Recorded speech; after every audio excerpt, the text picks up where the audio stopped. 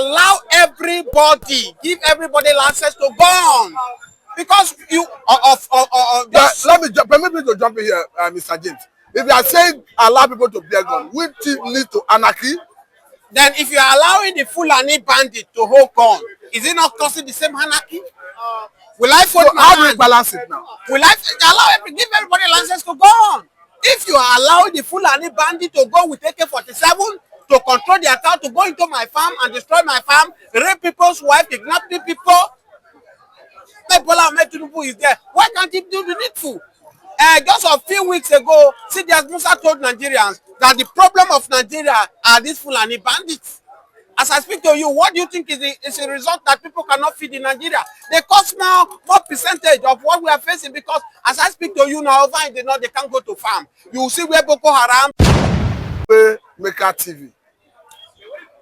Okay, Mr. James, you are welcome to this program. Thank you for having me. Let us look at this disturbing situation. The Fulanis have taken over Middle Belt. Of course, we understand that Middle Belt recently haven't been sleeping before now. Since this government of Tinubu came on board, they have awakened their consciousness to know that they have potential to be great, even more than the rest of the north.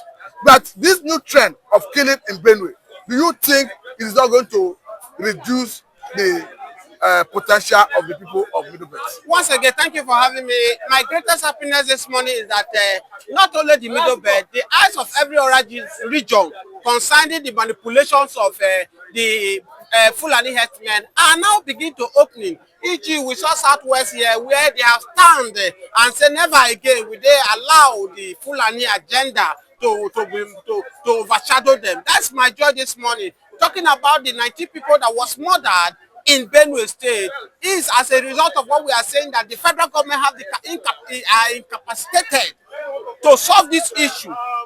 If you know that you don't have the strength to solve this issue, allow everybody, give everybody license to gun. Because you permit me to jump in here, Mr. James. If you are saying allow people to bear gun, which lead to anarchy, then if you are allowing the Fulani bandit to hold gun, is it not causing the same anarchy? Will I fold my how hand? do we balance it now? Will I give everybody license to gun? If you are allowing the Fulani bandit to go with AK-47 to control their cow, to go into my farm and destroy my farm, rape people's wife, kidnap people, and you allow them to go free. Before, I thought maybe probably because Buhari was there, their paymaster, who I refer to Fulani president, he was never a Nigerian president. Now that this Fulani bandit will change the community to bring 50 million before they can access their farm, and those farmers, most of them cannot afford the money, they sit at home. They are no more going to farm again. Go to Benue, they are killing people, scaring people not to go to farm. That is the result of what we are seeing, that you see that food is no longer affordable in Nigeria. So these Fulani herdsmen are causing more harm than good. But Mr. James, when it comes to Fulani, you are talking about a formidable group. Of course, the global terrorists, they say they are the fourth most dangerous terrorist organizations in the world. To that extent, do you think is what the people of Middle Belt can contain? We can contain them. This question you just asked me now, this is the reason why I say Nigeria is not serious to stop the insecurity in Nigeria. I am not afraid of anybody to say it. I can look into President Bola Ahmed Tinubu. I told him that if he's ready, let him do the needful. Because if you say, you just said it now, the world recognize this Fulani bandits as a terrorist, has Nigeria declared them a terrorist? The answer is no. But the IPOP who are busy protecting their regions, you went ahead and declared them.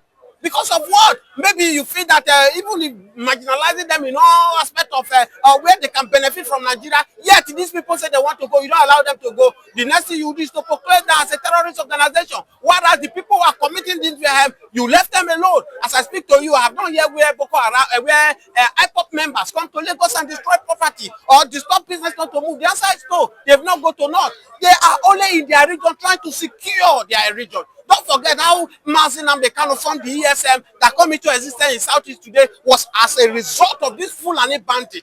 When they were moving in large number to the Southeast to kill people, to rape people in their bushes, and Mazin Amdekano, I cannot fold my hand and allow this to happen. That's how he formed the ESM. That's why the governors of the Southeast did not agree with him. Permit me to jump in here, Mr. James. I understand that in the southwestern part of the country, all the governors came together synergized, and today we have what they call Amateku. In the same way, will you encourage the governors in the Middle Belt to come together to form a security outfit? It will be very difficult for the governor of Middle Belt to come and form a security outfit. Why? Because as I speak to you, most of the governors in North in Middle Belt have been sponsored by these Boko Harams. It's just like the same way the Igbos are telling you that their governors, most of them are Janjaweeds. Their governors have been planted by the same Fulani. That's why they cannot speak for the good of the Southeast. As I speak to you yesterday, when we are talking about the marginalization of Igbos, yesterday he played in the House of Rep. Yesterday we saw the Igbos House of Rep. They were almost throwing blow with the Fulani men yesterday, because as I speak to you, in 2025 project yesterday, the Southeast was pushed aside. There's no single project in Southeast in 2025. And guess what? What the speaker said yesterday, that the Igbos, the Igbo region, the Biafran people, they should exercise patience. It's going to come from a supplementary budget. Where is it done? This is the marginalization we are talking about. This is yesterday, as I speak to you, the rest of Igbos that we are still doubting that probably maybe Mazi Nnamdi Kanu is waste of time. Mazi Nnamdi Kanu yesterday have been vindicated yesterday, because as I speak to you, millions of Igbos over the world yesterday, they were very surprised, and they said yes, they have hands up that Nigeria, there's no more hope in Nigeria anymore. Nigeria's government should allow them, let them go and settle, because right from after the Biafra war, when the Gowon said no victor, no vanquish. But as we speak right now, the Igbos are in the side of vanquish as I speak to you. Because after that war, they do not allow Igbos to go close to any sensitive position in Nigeria. They don't allow them to rule, to be a president. You saw what transpired in 2023 election, where Peter Obi came with a wave. A lot of people supported Peter Obi, but at the end of the election, you saw what happened. Yes, may the soul of Ayo Adebanjo, the president of our Ferry, rest in peace. The only man who stood in Southwest, few among them who stood that justice have to be, they should allow equity for Igbos. This marginalization is Igbo is enough. Moreover, the Hausas, the Yorubas, they have contributed their parts in this called Nigeria. But is it working? The answer is no. The only region that is remaining for we to see if they can do anything to change the situation is Igbo. But as I speak to you right now, they are not allowing them to rule. Now, exclusion of the Igbo region from the budget, do you think the Fulani may have played any role? Yes, of course. Fulani are the master plan of that by excluding the Igbos out of this project. That's why the Igbos now, I'm not from Igbo, I'm from the Middle Belt. The Igbos are telling you that their governors are Janjaweeds, their governors are Fulani, plant them so for them to achieve their aim. That's why you are not surprised. Somebody like Hope Uzodinma, who is fourth position, will be used to be number one. And look at the atrocity that is going in Imo State. Because as I speak to you, it's not concerned by Hope Uzodinma. All you want that is pocket. It's fooling every day. Are you not saying that this is a justification behind agitation for the sovereign state of Biafra? Yes, of course. I've told you that I'm not a Biafran.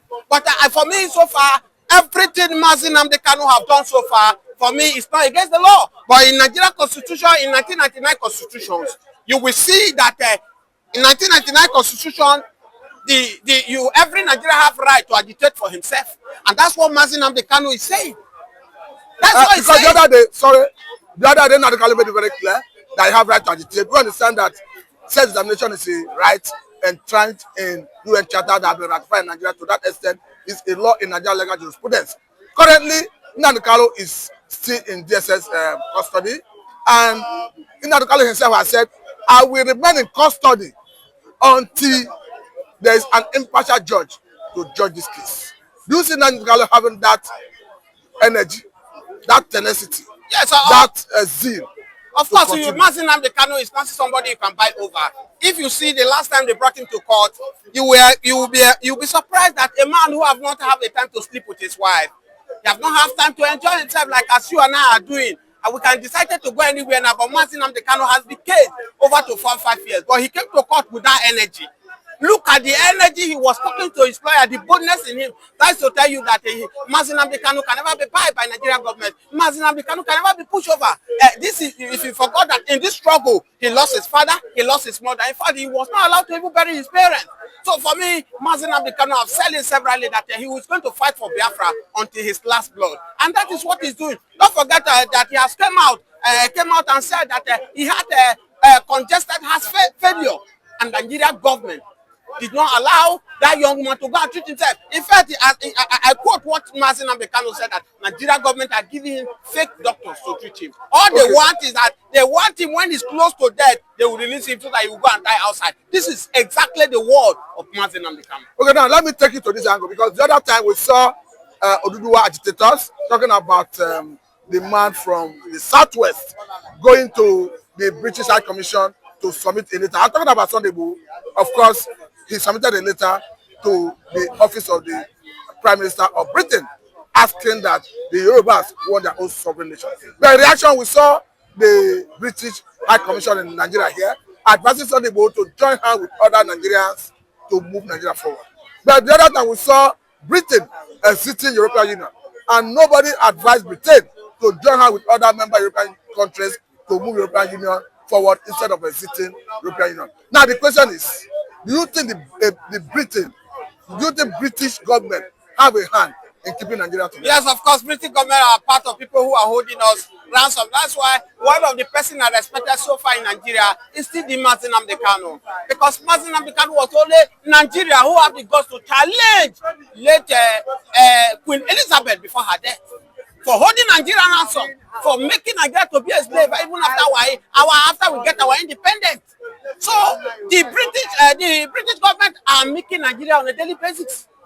As I speak to you, it's not a shame to Nigeria, where a medical doctor will have to pay millions of naira to go to UK and go and be doing caregiver.